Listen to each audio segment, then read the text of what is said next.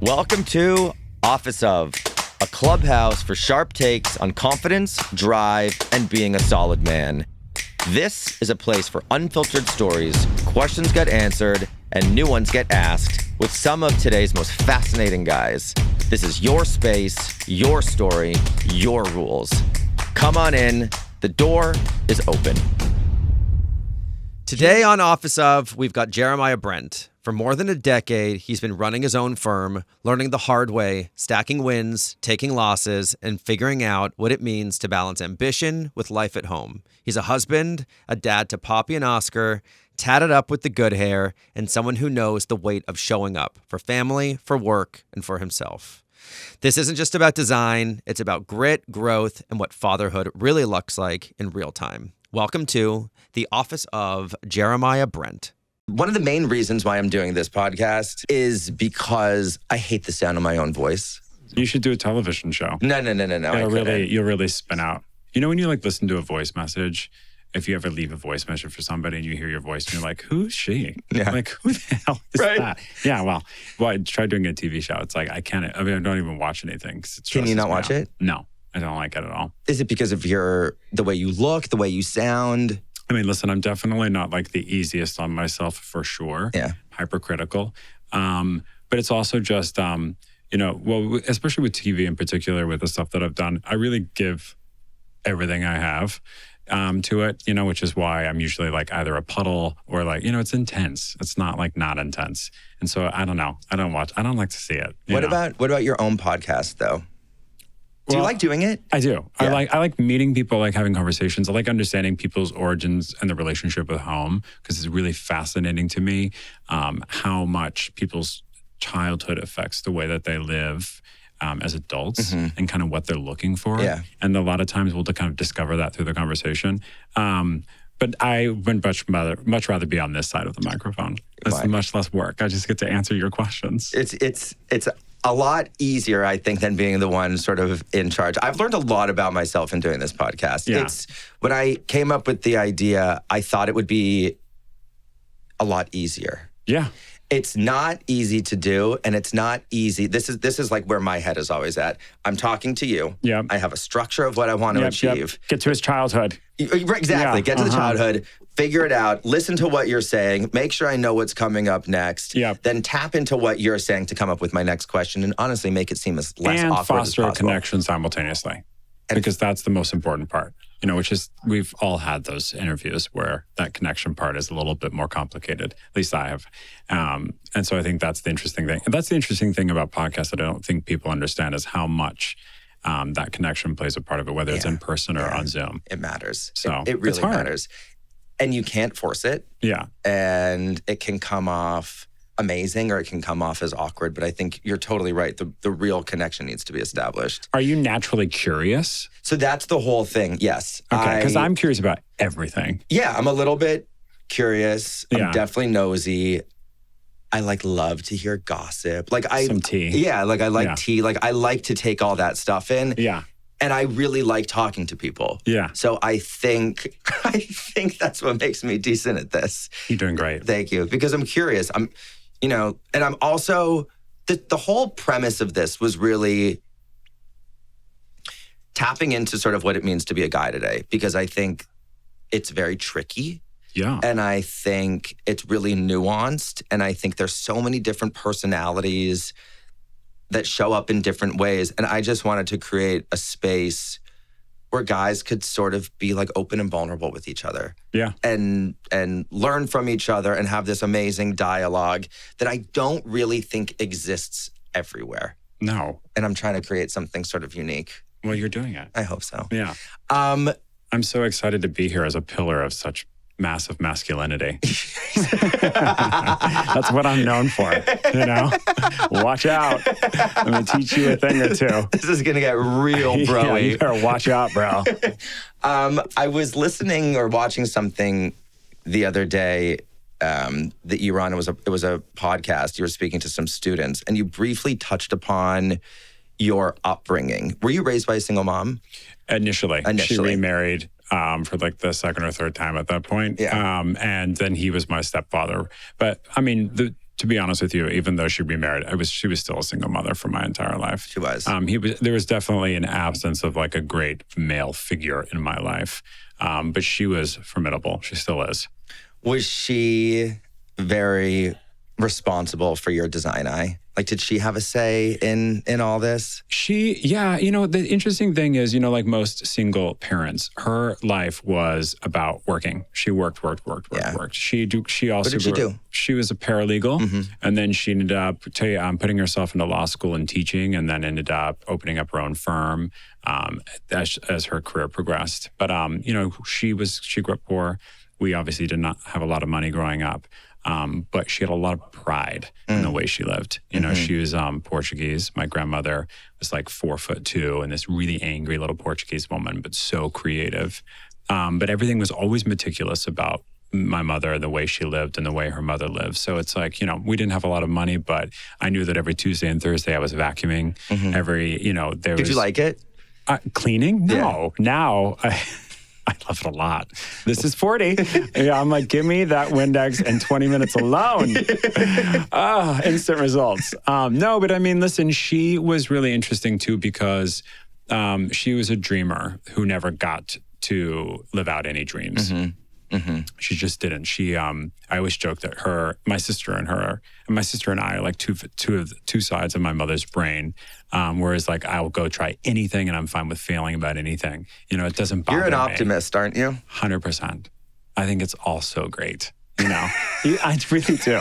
It drives my husband crazy. But I'm like, it's such an annoing quality in a partner. Really, I know it's so annoying, but I'm like, it's going to be great. And if it fails, then something else great is going to come from it. It'll be fine.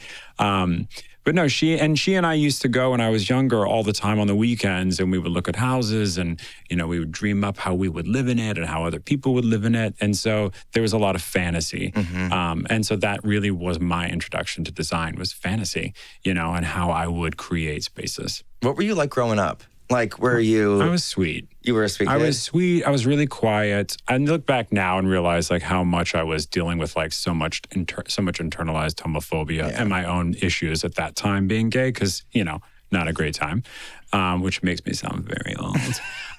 There was no they, them then, okay? It was, I look back now and it's like, I was definitely a struggle there that I didn't realize, but I was a sweet kid. My whole thing as a kid of a single mother was that my whole existence for so long was just trying to find a way to make her life easier. Oh, wow. You know what I mean? Like, what can I do to make this easier for her? What choices can I do that'll, so I think, definitely something I'm trying to shake as an adult. It's just a whole nother podcast. But I was a good kid. Were you a confident kid? No, not at all. I was super shy, like uncomfortably shy. I would bounce around. I have all different friend groups. But I was, active. I always did something. I always had to be busy. But I still wouldn't describe myself as confident. No, I don't think anybody would. My husband would. He would? If I moved through the world with an ounce of my husband's confidence, I don't even know who I would be. Why is he so confident? What is it? I don't know. I mean, I get it, but I think it's coming from a childhood where he was, told how great he is his whole life. Yeah. And he is great. Yeah. So he knows his value, he definitely knows his value and he reminds me constantly. Which is a real pleasure. Did you always know that you wanted to work in design? No. I mean, talk about masculine and feminine. I didn't realize that you could be a designer. I mean, first of all, like, again, not to sound horrible, but, the only references I had to decorators were women and like really old queens. You know what I mean? Like and to be honest with you, especially where I grew up and how I grew up with no money, nobody has a decorator. Like it seems like Did it seem like such a foreign thing for you to possibly do? And my entire introduction into it was totally by accident. I was scraping together whatever I could in my, early 20s and started building stuff for people as a hobby. And then it turned into rooms and, it had a natural progression. But if I look back, if I had been like a little bit more of a conscious thinker when I was younger, I always have loved it, So this happened sort of by accident? Yeah, very serendipitous. It was all by accident. It was just a series of things that kept unfolding. And the one thing that I will say that I'm very good at and I am confident about saying, is that I can go with like the changes of life and the flow. Like if something feels strange, but it presents itself, I'm always game to try it out. I guess that's the optimist part. Yeah, but that's such a good quality to have. Sometimes it's hard. Does it get you in trouble? Not in trouble, but I fail a lot. You know, I guess it depends on, again, your definition of failure, but I fail all the time. I love what you were talking about when you got your LLC. Oh, yeah. If I have the story correctly, when you got your LLC, you basically sold everything that you owned, including your car? Yes, my black Prius. You know, it was a big time for Prius, by the way. I remember this. Everybody had them. Mine was used, but it was still black. And that was all yours. that mattered. And it was mine. And I wasn't living in it for the first time, which was lovely. No, I sold everything I owned. I'd been working for Rachel Zoe, which was oh my God, wild. That's right. Yeah. I was Brad Goreski's replacement, which I didn't know for the record. Oh my God. I fully forgot about that. Yeah, me too. There's a lot of deep V's, a lot of S. Yeah. But I was like, I can't wear a bow tie. But you were really working for her, right? Yeah. I was really working for her. And then she said, we're going to have you on the show. And I was like, I don't know how to speak on camera. Like, how's this going to work? Right. And anyway, I worked with, so I did that, which was a wild experience.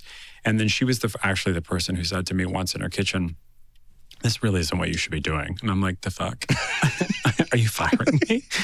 She's like, no. You love design so much and you're so good at it. That's what you should do. So I listened, you know, and sold everything.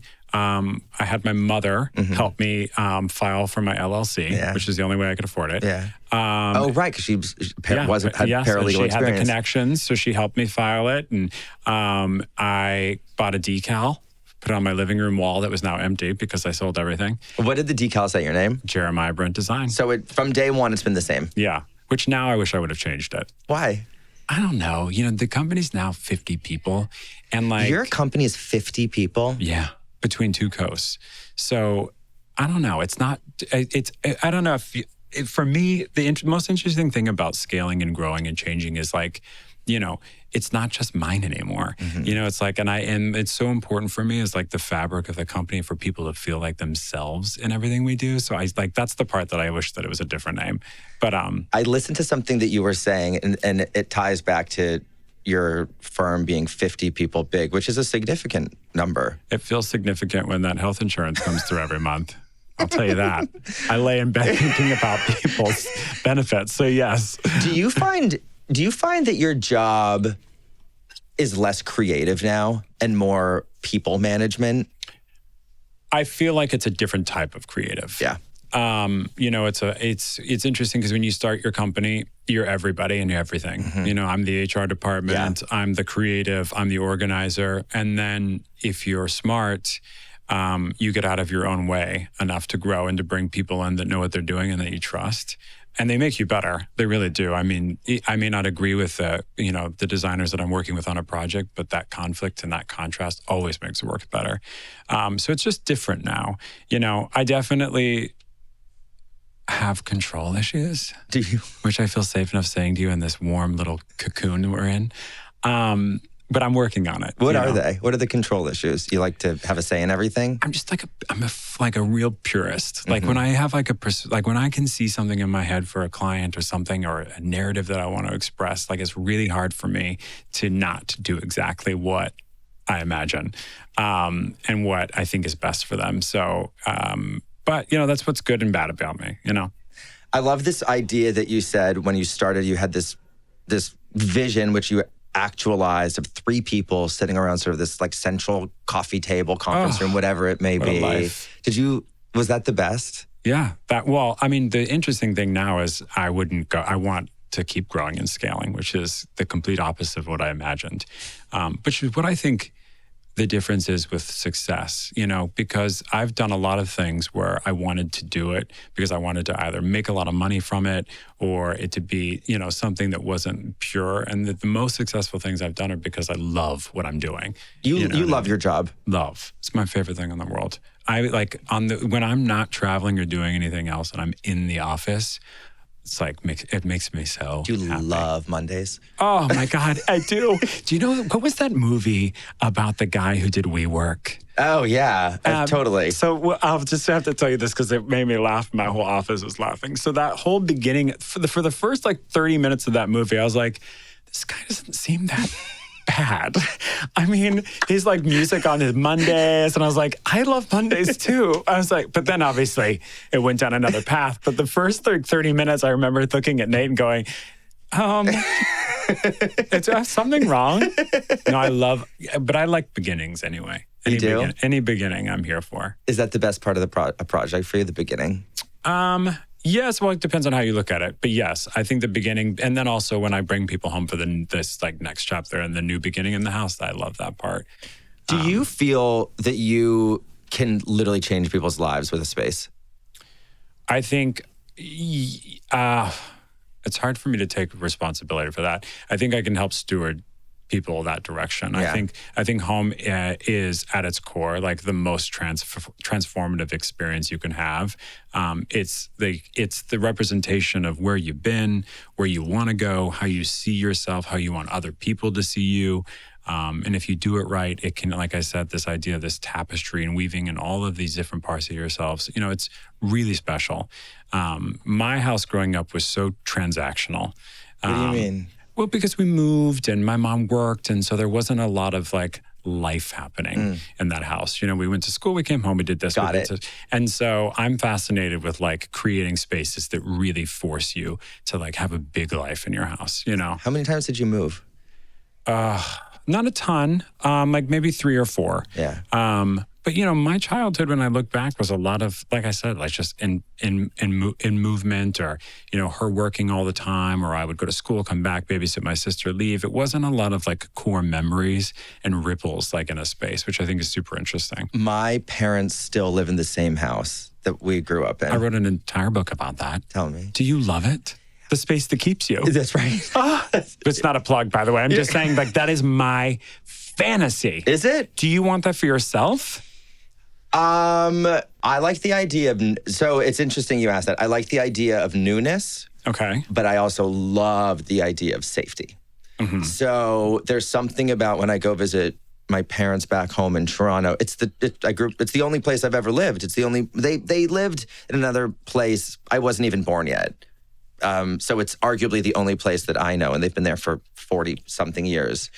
There's a lot of like history in that house. Is your room the same? My room has like gone through 2 transformations. Okay, fine. It had to. Yeah. It had to, but it feels like holistically safe in that house. But simultaneously, I'm always asking them when they're going to move. Yeah. And they don't want to. They don't. That's enough. No, they don't want to move. Did they tell you why? Like, did they ever give you like a real reason? I think they love the house, and I think they love the space, and I think there's so many amazing memories there, and they just redid the backyard, and they're constantly doing little things here or there that make it feel better and better to them.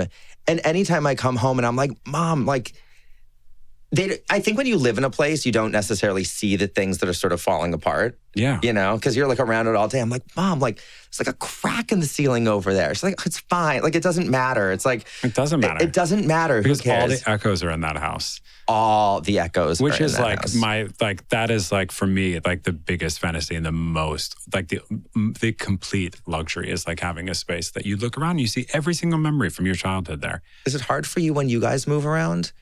You know what? It's interesting because, even when I was writing that book, I was like obsessed with this idea of us being in one house forever. And were you really? Yeah, that was what I wanted. Yeah. It's like what I've always been kind of like, can we find a space that'll really hold us? Yeah. It ended up, I think, being the farm in Portugal and a big twist that really was the place. But I'm still looking for it. Although my kids are 10 and 7, I need to hurry up. Maybe it's just the last chapter they'll be all together. But I don't know. I think I'm just, for me, like your parents' story is like the ultimate love story of home. Like this idea of, because I've tried, we had a house, I fought like hell to get us back in it. And I thought it was going to be like this first, like another chance at a first love. Oh. And then we came back and it didn't feel the same. It was beautiful and I loved being there, but it wasn't. Why didn't it feel the same though? Did it feel like going back to an ex that because just we weren't never the works? same. You know, we weren't the same. That house was like all the beginnings were in that house, which of course I love. Yeah. You know, the vows, he and I like fighting like cats and dogs, trying to establish ourselves in a relationship for the first time. Like, you know, we had a lot in there, good stuff. And we brought the kids back and it was beautiful, but I don't know, we were too big. We outgrew the house. You launched your firm in 2012? Yes, which feels like 70 years ago. Did you and do you have imposter syndrome at all? Not anymore. Oh, awesome. Not anymore. It's new. I actually had this moment. And, do I have imposter syndrome? I don't anymore. I know what I bring and I believe what I do is unique in the way I approach design. But it took a long time to shake it, for sure. You said that those first 5 years of your firm were super dark. Yes, more like 10, but yes. Was it 10? It's hard. It's so hard to start a company and so scary. What did you learn about yourself that you can probably do anything? To bet on myself. Yeah. You know, that's the biggest risk, right? You got to really take a chance and that I would figure things out. You know, it was a crash course in professionalism. It was a crash course in, you know, running a business, learning design. I mean, I can't do a CAD. I didn't go to school. I didn't get a degree for design. But figuring out, educating myself, finding ways to educate myself throughout the process. And then honestly, the people part of it all, you know, nurturing a team that you really care about and that you get connected to and love. I mean, I love the people I work with, probably more than I should, which I'm again working on, because when people go to have their own life journey, I'm like, oh, that you were so fulfilled. You know, but it's yeah, I'm like, what do you mean you want to go chase your dreams? Who You're does like, that? this is it. I thought we were doing your dream. But it's not. It's my dream. And so it's like, you know, you've got to hold on to it with fingertips sometimes. But I learned I'm pretty resilient, I think. What do you think your employees would say about you as a boss? Oh my God. That I care.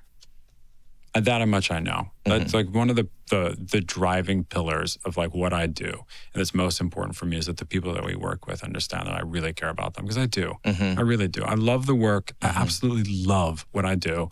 I want the people. I have this core executive team now that oversees everything. Oh, you're legit. Well, it sounds, you just put executive in front of it and it sounds very serious. But these are 4 women that have been with me for, you know, almost 10 years. And I said to them, I was like, the truth is, I want everybody to be really happy and make a lot of money. Yeah. That's really what I want. Yeah, That's really simple. That's really what I want. People to be excited. I want the space to be happy, the office to be happy, and that's it. And then that's the recipe for good stuff. You've spoken a lot about, there's a word that you said you don't like. I don't know if it was journey, it was more growth. You like looking at the growth of yourself and the growth of your company. Yeah. From where you started in 2012 to where we are today in 2025, what are the biggest areas of growth that you've seen, either professionally or personally, honestly? Oh, man. I think, you know, for personally, I think when I was talking through that whole idea of like micromanaging and trying not to be such a control freak, I've grown a lot in that. I had to really relinquish a lot of control because you can't scale, at least I think, in a thoughtful or conscious way if you really hold on to it. And you hold on to everything and think so myopically about everything. So I think to that degree, that has been really hard for me, and it's been a journey, but I've been lucky enough, like I said, to have people around me that I really love and that I trust. It was a bumpy road getting there. So I think that that's been the biggest area of growth. Plus, I mean, to be honest with you, the firm, just the type of work we're doing. I mean, when I started the company, I would take anything I could get. I was anybody. Would you? Oh my God. Room, I was like, corner, you've got $1,500 for 2 rooms. Yeah. How many? And you need it in 10 days. Like I would figure it out, and I would, you know, drop off my fake cards that I would cut myself. Yeah. You know, it's just you do everything you can. And now, you know, I was visiting. We've got projects like 10 different projects internationally. I was at a project in London last week, and it's a 200 people construction crew.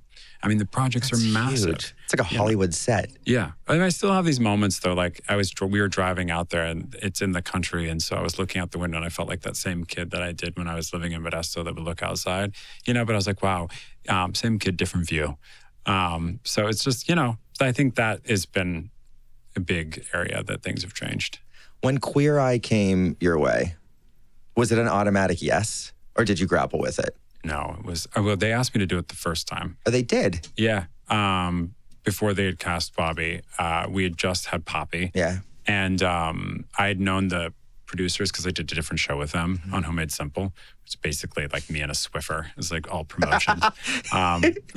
Lots of things to Swiffer. And I really liked them, and we had a good time. And they said, we want to do this. Would you do it? And we had just had Poppy, which was something that I never thought was going to be possible. Didn't think we would ever have a family, let alone fall in love. And so I said I couldn't do it. And so over the course of the next decade, I had become friends with some of them. Anthony I had met, Tan I was really close with and adored. And so when they came back for the second time, I was like, this isn't going to come at a cost for me to do now for the kids.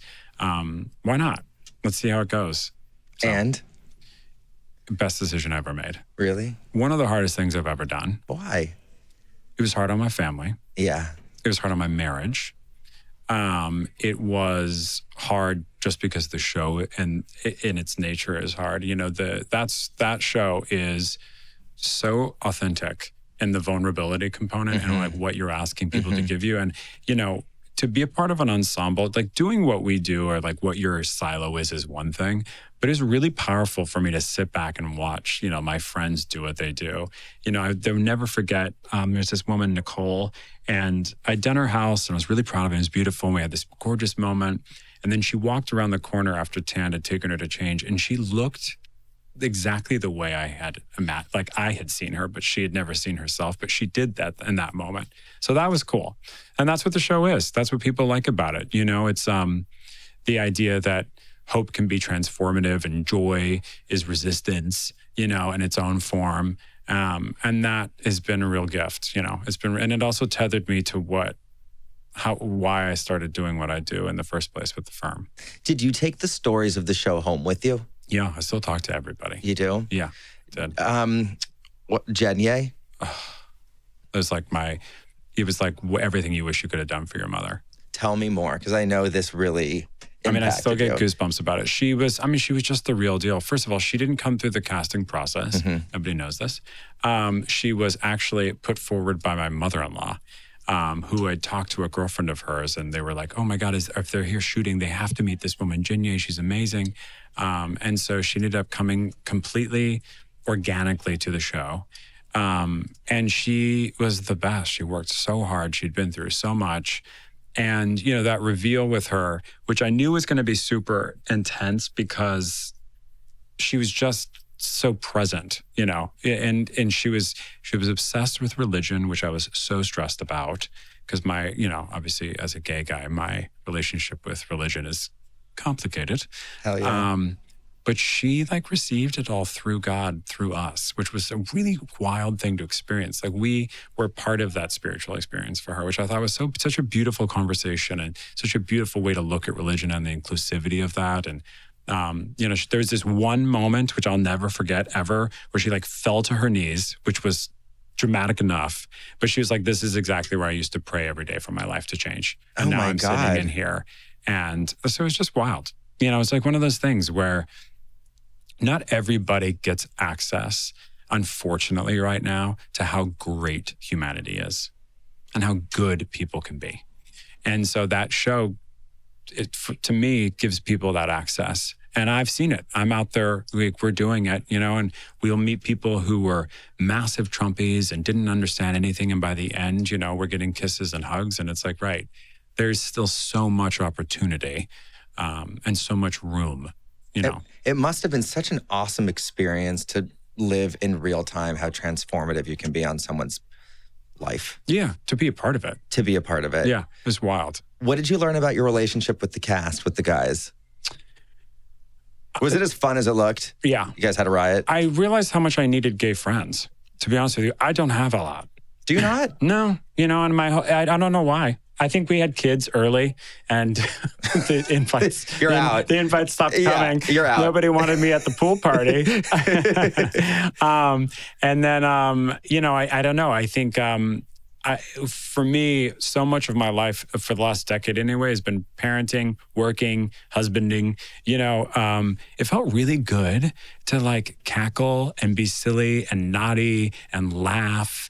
There is an unspoken connection, like with other members of the queer community. There just is, which I didn't realize until I had their friendships. There was the stuff that instinctually, it's just there. It's there. And you it can't it feels good. It feels really good. And I needed it more than I realized. Cast or not, who's your best male friend? Oh my gosh. Besides Nate, probably Tan and Anthony. Yeah. Yeah. Why? Really close. Tan wears his heart on his sleeve. Like from the second I met him, he's exactly who you think he is. He's super protective and loving. Ant was a slower burn. He's much more protective of himself. And I think especially coming in after everything that the show had survived before I got there. But then it turns out he's just a mush. Like he's the sweetest guy in the world. And they're so different in so many ways. But they're probably my closest. I've spent so much time with them too. I've just with them for 6 weeks in DC, so we can survive anything. You also mentioned Nate, who is your wonderful husband. Is he one of your closest friends too? Because I think there can be a difference between being in a relationship with somebody and also being friends with somebody too. Well, I mean, listen, I'm not a relationship expert by any means, but the one that I've been in for 15 years, if we weren't friends, I'm not sure how it would have survived. At some point, you have to have more than just your physical attraction to somebody. You have to want to you have to like them, and they have to like you. Doesn't it sometimes seem like Mission Impossible? Yes. Well, do you remember dating? Yeah. I was not good at it. To the point where Nate and I had this running joke when we first met. We would be walking and we'd walk past somebody and I'd be like, weird. And Nate was like, what? I was like, I dated him for 6 months. And he's like, none of the people you dated speak to you anymore. I was like, well, it was a messy chapter for me. I had to grow up, but I learned my lesson. Is there any professional rivalry? I mean, you're married to somebody who is in the same space as you, and he still is, and at a time was certainly the America's decorator. Yeah. But still is, I think. He still is. Yeah. He totally still is. Yeah. But see, I can't imagine dating somebody who does what I do. Really? Yeah, I think I know myself. I can be jealous and I can be competitive. Yeah. And I don't know how that would manifest in a relationship. I think if it was a job for the two of us, it would be a different story, but it's our passion. Mm-hmm. So I think it's a really important differentiating component of it. We love design. We talk about it all the time. Our first date, we were up to 4 a.m. looking at books. Gay. Among other things. Yes, being very gay. No, I mean, I think conversely, I have been really paranoid since we met about trying to find a way to really differentiate myself from him. Mm-hmm. The career decisions I make being different than him, my aesthetic being different than him. I've even gone as far as to make sure that the way I look and present myself and the way I dress, I mean, it's already very different, but we're both, questionably white gay guys. So finding a way to really differentiate myself, not only to protect him and the career that he's built, but also I have my own perspective and I had my own dreams. I had my own goals. And when I met him, he'd just finished his talk show and I was living off of the Jack in the Box menu, which was delicious.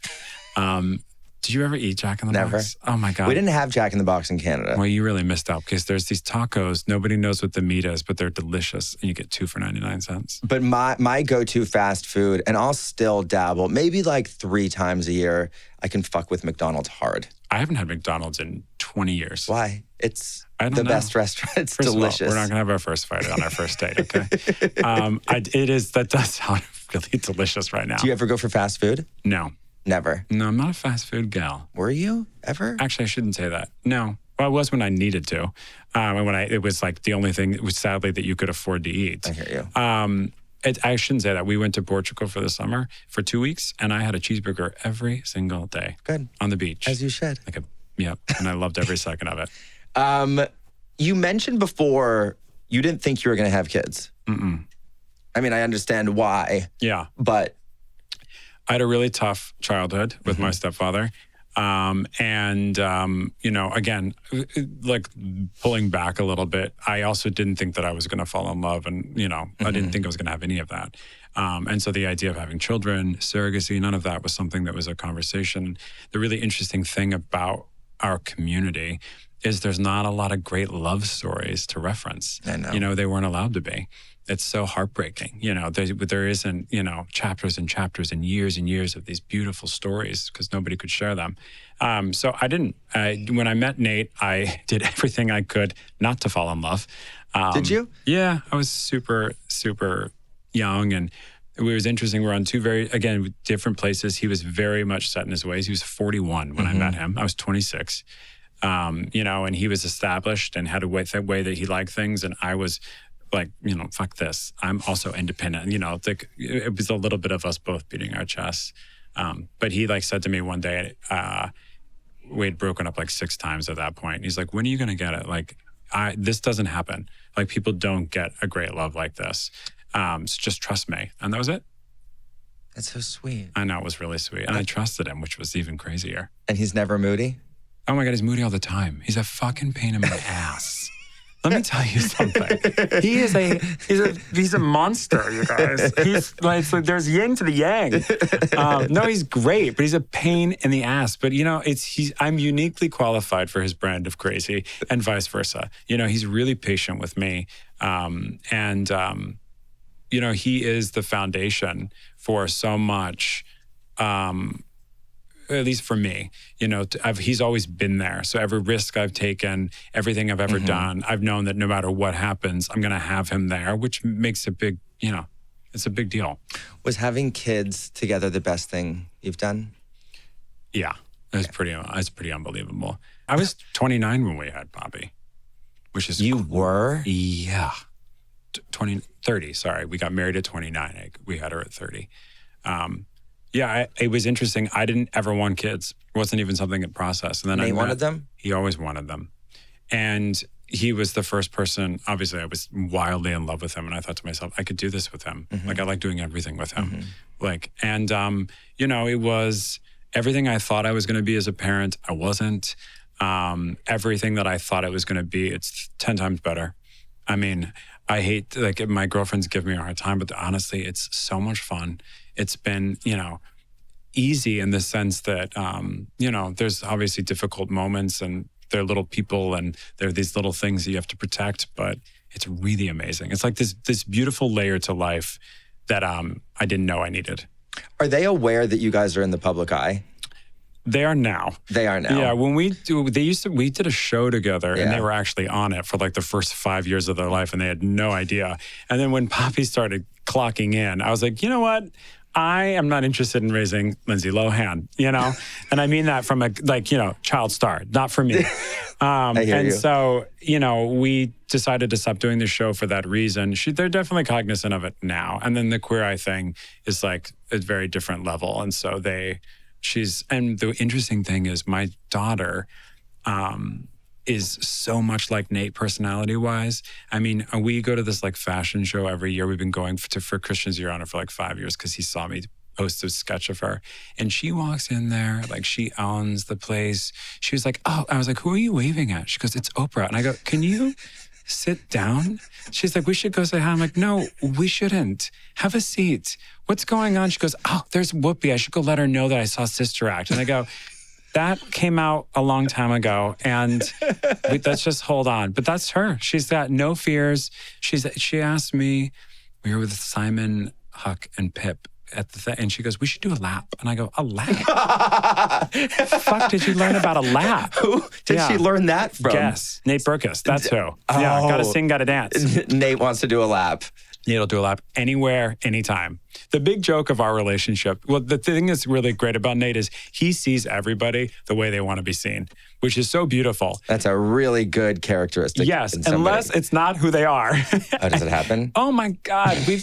I'll never forget, we moved to LA and we went to this party and it was every famous person, the conversations were, and it was just coming from New York, it was awful. And we got in the car and Nate looked at me and goes, that was the best night of my life. Did you love it? And I looked at him like, I feel dead inside. I can't see these people again.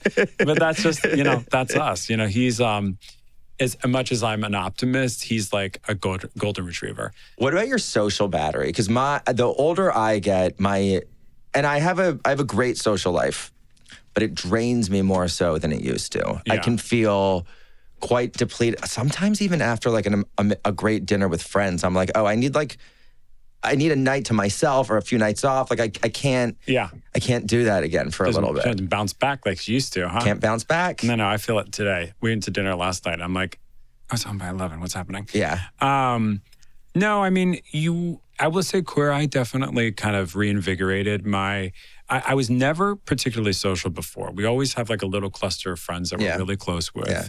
And that's been enough. Nate's always been the kind of person that I never really understood kind of different layers of relationships with people. For me, it's either like I give you everything. Oh, yeah. And I'm like, we're connected, or I don't have a relationship with you. And so I'm definitely like trying a little bit more of like, this idea of layered approach and meeting people and it's fun. The kids are older too. So like, they're in bed by 8:00, mom's going out. Queer Eye.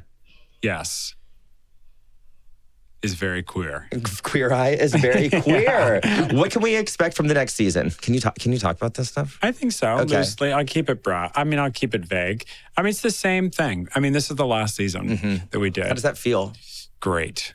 Yeah. In the most beautiful way. To be a part of something that has done so much, that's given so much, I have reclaimed so much of myself through that process and have come out of it a better creative, a better husband, a better father, a better friend, a better gay. And I feel like I've got a real clear path now with my future and kind of what I want to do. Understanding that Queer Eye is magnificent because it's moving that pendulum of change in a direction that I think we all need. And talk about eternal optimists. That's what the show is. It's optimism and joy. The other 4 that have been on that show have kind of navigated a lot over the course of the last 10 seasons. Like they've really been on the forefront of some of the most difficult conversations. Yeah. They've had a lot of shit thrown at them. And so the last season was really just reflective. It's been one of those things where we looked at each other, we had a good time, we laughed. There's so much joy, which is all you can ask for.